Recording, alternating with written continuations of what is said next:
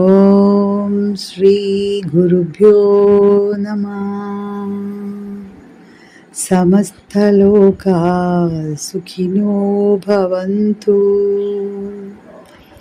ഓം ശാന്തി ശാന്തി ശാന്തി.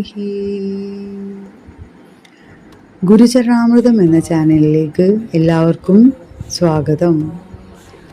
ദത്താത്രേയ ഭഗവാനെ കുറിച്ചാണ് ഞാൻ ഇന്നിവിടെ പറയുന്നത്. ദത്താത്രേയ ഭഗവാനെ കുറിച്ച് മോഹൻജി പറയുന്നത്, അദ്ദേഹം പ്രപഞ്ചത്തിൻ്റെ പരമമായ ചൈതന്യവും ഗുരുക്കന്മാരുടെ ഗുരുവുമാണെന്നാണ്. ബ്രഹ്മാവ്, വിഷ്ണു, ശിവൻ എന്നീ ത്രിമൂർത്തികളുടെ സംയോജിത രൂപമാണ് ദത്താത്രേയൻ. ലൗകികമായ യാതൊരു ബന്ധനങ്ങളുമില്ലാത്ത പൂർണ്ണനായ ഒരു അവധൂതനാണ് ദത്താത്രേയ ഭഗവാൻ. അദ്ദേഹം ബോധത്തിൻ്റെ 33 കോടി ഡയമെൻഷനുകൾ പ്രതിനിധീകരിക്കുന്ന പ്രപഞ്ച ചൈതന്യമാണ്. അദ്ദേഹം സ്വയം പ്രകൃതിയെ ആരാധിക്കുന്ന ഒരാളായിട്ടാണ് വിശേഷിപ്പിക്കുന്നത്. പ്രകൃതിയിലെ എല്ലാ ജീവജാലങ്ങളിലും, മരങ്ങളിലും, മൃഗങ്ങളിലും അദ്ദേഹത്തെ ദർശിക്കാൻ സാധിക്കുമെന്ന് മോഹൻജി പറയുന്നു. ദത്താത്രേയ ഭഗവാന് 24 ഗുരുക്കന്മാരുണ്ടെന്നും അവരെല്ലാം പ്രകൃതിയിൽ നിന്നുമാണെന്ന് പറയുന്നു. നവനാഥ പാരമ്പര്യത്തിൻ്റെ തുടക്കം ദത്താത്രേയനിൽ നിന്നും തുടങ്ങുന്നു. നമ്മുടെ ഭാരത പാരമ്പര്യത്തിൽ വളരെ ആത്മീയ ഉന്നതി കൈവരിച്ച സ്ത്രീകളുണ്ടായിരുന്നു. അവർ സ്വന്തം ഭർത്താവിനെ സേവ ചെയ്തു മാത്രമാണ് ഈ പുരോഗതി കൈവരിച്ചത്. അങ്ങനെയുള്ള ഒരു അമ്മയാണ് അനസൂയ മാതാവ്. അമ്മയുടെ ഭർത്താവായിരുന്നു അത്രി മഹർഷി. അദ്ദേഹം സദാ ധ്യാനനിരതനായിരുന്നു. അദ്ദേഹം വളരെ വലിയ മഹർഷിയായിരുന്നു. അദ്ദേഹത്തെ സേവ ചെയ്തുകൊണ്ട് മാത്രം അനസൂയ മാതാവിന് വലിയ സിദ്ധികൾ കൈവരിച്ചു. കഥ ഇങ്ങനെ തുടങ്ങുന്നു. ദേവതകൾക്ക് അനസൂയ മാതാവിനോട് അസൂയ തോന്നിയിരുന്നു. അവർക്ക് അമ്മയുടെ ആത്മീയ ശക്തിയെ പരീക്ഷിക്കണമെന്ന് തോന്നി. അനസൂയ മാതാവിനെ പരീക്ഷിക്കണമെന്ന ആവശ്യവുമായി അവർ ത്രിമൂർത്തികളായ ബ്രഹ്മ, വിഷ്ണു, മഹേശ്വരന്മാരുടെ അടുത്തെത്തി ഭൂമിയിലേക്ക് പോകുവാൻ ആവശ്യപ്പെട്ടു. അങ്ങനെ ത്രിമൂർത്തികൾ 3 പേരും അലഞ്ഞു തിരിയുന്ന സന്യാസിമാരുടെ വേഷത്തിൽ ഭൂമിയിലെത്തി. നമ്മുടെ പാരമ്പര്യത്തിൽ ആരെങ്കിലും വീട്ടിൽ വന്നാൽ ഭക്ഷണം നൽകുക എന്നത് നിർബന്ധമാണ്. ത്രിമൂർത്തികൾ വന്നപ്പോൾ മാതാവ് വീട്ടിൽ ഒറ്റയ്ക്കായിരുന്നു. അത്രി മഹർഷി നദിയിൽ കുളിക്കുവാൻ പോയിരുന്നു. ത്രിമൂർത്തികൾ ഭക്ഷണം യാചിച്ചു കൊണ്ടായിരുന്നു മാതാവിൻ്റെ അടുത്തെത്തിയത്. അവർ ചോദിച്ചു, ഞങ്ങൾക്ക് വിശക്കുന്നു, കുറച്ചു ഭക്ഷണം തരാമോ? ആ സമയത്ത് അമ്മ ഭക്ഷണം ഒന്നും പാകം ചെയ്തിട്ടുണ്ടായിരുന്നില്ല. ദയവ് ചെയ്തു നിൽക്കൂ, ഞാൻ എന്തെങ്കിലും വേഗം ഉണ്ടാക്കി കൊണ്ടുവരാമെന്ന് അമ്മ പറഞ്ഞു. അപ്പോൾ ത്രിമൂർത്തികൾ പറഞ്ഞു, ഞങ്ങൾക്കൊരു നിബന്ധനയുണ്ട്. അവിടുന്ന് ഞങ്ങൾക്ക് ഭക്ഷണം നൽകുമ്പോൾ പൂർണ്ണ നഗ്നയായിരിക്കണം. അമ്മ ആകെ ആശയക്കുഴപ്പത്തിലായി. ഞാൻ എങ്ങനെ ഇത് ചെയ്യും? അമ്മ പറഞ്ഞു, നിൽക്കൂ, ഞാൻ ഇപ്പോൾ വരാം. അമ്മ അകത്തേക്ക് പോയി കയ്യിൽ കുറച്ച് വെള്ളം കൊണ്ടുവന്ന് സന്യാസിമാരുടെ ദേഹത്ത് തളിച്ചു. ആ നിമിഷം തന്നെ അവർ 3 പിഞ്ചു കുഞ്ഞുങ്ങളായി മാറി. 3 പിഞ്ചു കുഞ്ഞുങ്ങളെയും അമ്മ മടിയിലിരുത്തി മുലപ്പാലൂട്ടി. അപ്പോൾ അവർക്ക് വളരെ സന്തോഷമായി. സന്തോഷവാന്മാരായ സന്യാസിമാർ അനസൂയ മാതാവിനോട് വരം ചോദിക്കുവാൻ ആവശ്യപ്പെട്ടു. അമ്മ പറഞ്ഞു, നിങ്ങൾ എൻ്റെ പുത്രനായി ജനിക്കണമെന്നാണ് എൻ്റെ ആഗ്രഹം. അവർ അമ്മയെ അനുഗ്രഹിക്കുകയും ഒരൊറ്റ ദിവ്യരൂപമായി അവർ അവളുടെ ഗർഭത്തിൽ പ്രവേശിക്കുകയും ചെയ്തു. അത്രി മഹർഷി തിരികെ വന്നപ്പോൾ അദ്ദേഹത്തിന് നടന്നതെല്ലാം മനസ്സിലായി. അദ്ദേഹം വളരെ സന്തുഷ്ടനായിരുന്നു. അങ്ങനെ അവർക്ക് ജനിച്ച മകനാണ് ദത്താത്രേയൻ. 5000 വർഷങ്ങൾക്ക് മുമ്പ് ദ്വാപര യുഗത്തിൽ ശ്രീകൃഷ്ണാവതാരമായി വന്നപ്പോൾ യുഗാചാര്യനായി ദത്താത്രേയ ഭഗവാനും അവതരിച്ചു.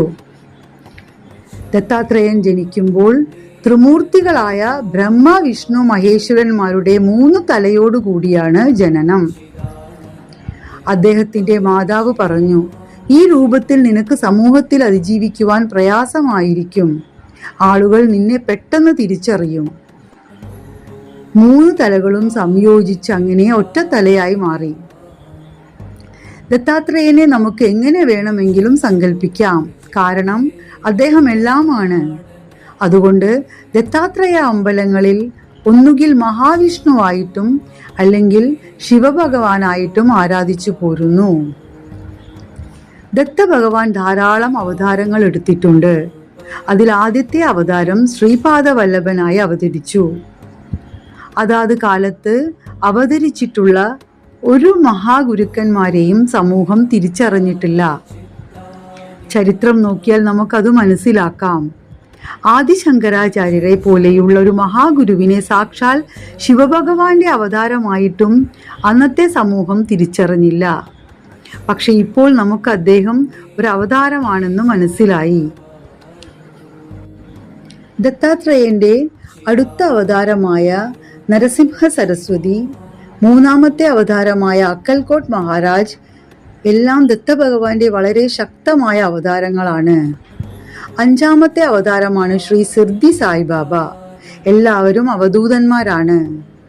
അവധൂതർ എന്ന് പറഞ്ഞാൽ ശരീരമുണ്ടെങ്കിലും അതിനോട് തീരെ ഒട്ടാതെ, ശരീരമെന്ന ബോധം തീരെ ഇല്ലാതെയും അറിയാതെയും ഉള്ള അവസ്ഥ. ദത്തഭഗവാനോടൊരിക്കൽ ഒരാൾ ചോദിച്ചു, നിങ്ങൾ ആരാണെന്ന്. ഞാൻ വെറും ഒരു പ്രകൃതി ആരാധകനാണെന്ന് അദ്ദേഹം പറഞ്ഞു. ഇതേ ലാളിത്യമാർന്ന സ്വഭാവ രീതിയാണ് എല്ലാ ദത്ത അവതാരങ്ങൾക്കും. നമ്മൾ പിന്തുടരുന്ന നാഥ പാരമ്പര്യം ക്രോഡീകരിച്ചത് ദത്താത്രേയ ഭഗവാനാണ്. ഈ പാരമ്പര്യത്തിൽ വരുന്ന ഗുരുക്കന്മാരെ നാഥഗുരുക്കന്മാർ എന്ന് അറിയപ്പെടുന്നു. മോഹൻജി സാധാരണ ഒരു വ്യക്തിത്വമല്ല എന്നും അദ്ദേഹം ഒരു അവതാരമാണെന്നും എനിക്ക് പലപ്പോഴും ബോധ്യമായിട്ടുണ്ട്. മോഹൻജിയുടെ പല ഡയമെൻഷൻസും അത് മനസ്സിലാക്കി തന്നിട്ടുമുണ്ട്. ഭഗവാൻ ദത്താത്രേയനും മോഹൻജിയും വേറെയല്ലെന്നും തോന്നിയിട്ടുണ്ട്. അതുപോലൊരു അനുഭവം ഞാൻ ഇവിടെ പങ്കുവെക്കാം. അതിനു മുമ്പ് ഈ ഒരു അനുഭവം പങ്കുവെച്ച തായിജിയെ പറ്റി ഞാൻ പറയാം. വസന്ത ഭാവരജു അല്ലെങ്കിൽ തായിജി എന്നറിയപ്പെടുന്ന മോഹൻജിയുടെ ശിഷ്യയെ പറ്റിയും അവർക്കുണ്ടായ ഒരു അനുഭവമാണ് ഞാൻ പറയുന്നത്. മോഹൻജിയെ ഏറ്റവും ആഴത്തിൽ ആരാധിക്കുന്ന ഒരു ശിഷ്യയാണ് തായിജി. മോഹൻജിയുടെ ശിഷ്യന്മാർക്ക് എല്ലാവർക്കും തായിജിയെ കുറിച്ച് അറിയാമെന്ന് ഞാൻ കരുതുന്നു. മോഹൻജിയുടെ സഹസ്രനാമാവലിയും അഷ്ടോത്തരവും മോഹൻജി ചലീസയും രചിച്ചത് തായിജിയാണ്. ശ്രീ ഗുരു മോഹൻജി സച്ചരിത്ര എന്ന ഗ്രന്ഥം തെലുങ്ക് ഭാഷയിൽ തായിജി പുറത്തിറക്കി. തായിജിയുടെ ജീവിതത്തിൽ ഒരുപാട് മിറക്കിൾസ് ഉണ്ടായിട്ടുണ്ട്. എക്സ്പീരിയൻസസ് വിത്ത് മോഹൻജി എന്ന ബ്ലോഗിൽ അത് കാണാവുന്നതാണ്. അതിൽ ഭഗവാൻ ദത്താത്രേയൻ മോഹൻജി തന്നെ എന്ന് തെളിയിക്കുന്ന ഒരു അനുഭവം തായിജിക്കുണ്ടായി. ഞാൻ അതിവിടെ പറയാം. മാർച്ച് 2017 ഞാൻ വീഴുകയും ഇടുപ്പ് മാറ്റി വെക്കേണ്ടി വന്നതിനാൽ സർജറിക്ക് വിധേയയാവുകയും ചെയ്തു. സർജറി കഴിഞ്ഞ് വീട്ടിലെത്തി. മോഹൻജി എന്നെ കാണുവാൻ വീട്ടിൽ വന്നു. അപ്പോൾ അദ്ദേഹം എൻ്റെ മകളോടും മകനോടും പറഞ്ഞു, ഒരു വലിയ ആക്സിഡന്റ് നടക്കേണ്ടതായിരുന്നു. ഞാൻ അതിൽ നിന്നും ഒരു കാലിലേക്ക് അത് മാറ്റി. അതേ ദിവസം അദ്ദേഹം വരുന്നുണ്ടെന്നറിഞ്ഞ് ഞാൻ മനസ്സുകൊണ്ട് ഇടനാഴിയിൽ റോസാപ്പൂക്കൾ വിതറി അദ്ദേഹത്തെ സ്വാഗതം ചെയ്തു. എന്നാൽ മോഹൻജിക്ക് പകരം ദത്താത്രേയ സ്വാമിയെയാണ് ഞാൻ കണ്ടത്. അദ്ദേഹത്തിന്റെ പിന്നിൽ പുക പോലെ ഉയർന്ന ശക്തമായ പ്രകാശവലയമുണ്ടായിരുന്നു. മുണ്ടും രുദ്രാക്ഷമാലയും ധരിച്ച അദ്ദേഹത്തിന് 3 തലകളും 2 കൈകളും ഉണ്ടായിരുന്നു. ഒരു കൈയിൽ ജപമാലയും മറുകൈയിൽ കമണ്ഡലവുമായി അദ്ദേഹം ചിരിച്ചുകൊണ്ട് വേഗത്തിൽ നടന്നു. ഞാൻ ഈ കാര്യം മോഹൻജിയോട് പറഞ്ഞപ്പോൾ അദ്ദേഹം പറഞ്ഞു, അതെ, ഈ ദിവസങ്ങളിൽ ഞാൻ ദത്താത്രേയനായി ദൃശ്യമാകാറുണ്ട്. കാനഡയിലെ ഒരു ഭക്തനും എന്നെ ദത്താത്രേയനായി കണ്ടു എന്ന് പറയുന്നു. വേറൊരു അനുഭവം കൂടി ഞാൻ പങ്കുവയ്ക്കാം. 2017 ഓഗസ്റ്റിൽ ഞാൻ മോഹൻജിയുടെ റൂമിൽ പോയി. അദ്ദേഹത്തിൻ്റെ പാദങ്ങളിൽ തൊട്ട് വന്ദിക്കാൻ എനിക്ക് അതിയായ ആഗ്രഹമുണ്ടായിരുന്നു. ഡോക്ടർ എന്നോട് കുനിയരുത് എന്ന് പറഞ്ഞതുകൊണ്ട് അത് സാധിച്ചില്ല. മോഹൻജിയുടെ അനുവാദത്തോടു കൂടി ഞാൻ അദ്ദേഹത്തിൻ്റെ മുന്നിലിരുന്നു. അദ്ദേഹം മൊബൈലിൽ എന്തോ ജോലി ചെയ്യുകയായിരുന്നു. കുറച്ചു നേരം ഇരുന്ന് എഴുന്നേൽക്കാനാണ് ഞാൻ ആഗ്രഹിച്ചത്. പെട്ടെന്ന് അദ്ദേഹം കസേരയിൽ നിന്നും കാലുകൾ ഉയർത്തി കട്ടിലിൽ കയറ്റി വെച്ചിരുന്നു. കുറച്ചു കഴിഞ്ഞ് ഞാൻ എഴുന്നേറ്റപ്പോൾ അദ്ദേഹം പറഞ്ഞു, ഇപ്പോൾ വരൂ, പാദങ്ങൾ തൊട്ട് വന്ദിച്ചോളൂ. എനിക്ക് അദ്ദേഹത്തിൻ്റെ പാദങ്ങൾ തൊടാൻ ആഗ്രഹമുണ്ടെന്ന് ഞാൻ അദ്ദേഹത്തോട് പറഞ്ഞിരുന്നില്ല.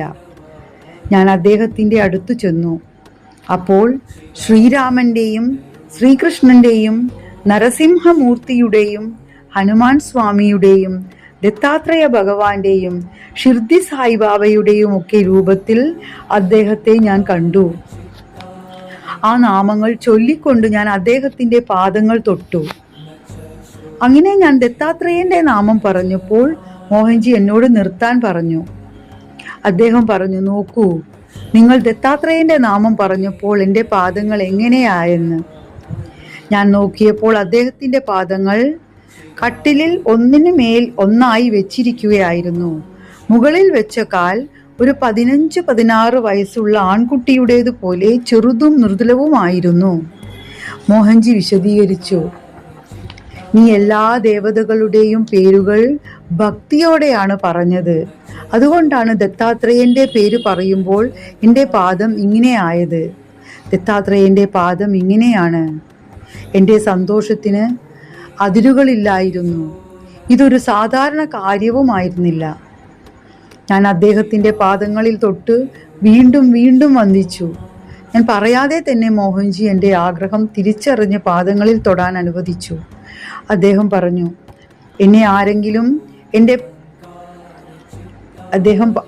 ആരെങ്കിലും എൻ്റെ പാദങ്ങൾ ഭക്തിയോടെ തൊടുമ്പോൾ എനിക്ക് സന്തോഷം തോന്നും, അല്ലാത്ത പക്ഷം എനിക്ക് സങ്കടം തോന്നും. ഈ 2 അനുഭവങ്ങളോടുകൂടി ഞാൻ ഈ വീഡിയോ ഇവിടെ നിർത്തുന്നു. എല്ലാവർക്കും മോഹൻജിയുടെയും ഗുരുപരമ്പരയുടെയും അനുഗ്രഹം ലഭിക്കട്ടെ എന്ന് പ്രാർത്ഥിച്ചുകൊണ്ട് നിർത്തുന്നു. നന്ദി, നമസ്കാരം. ജയ് മോഹൻജി. ഓ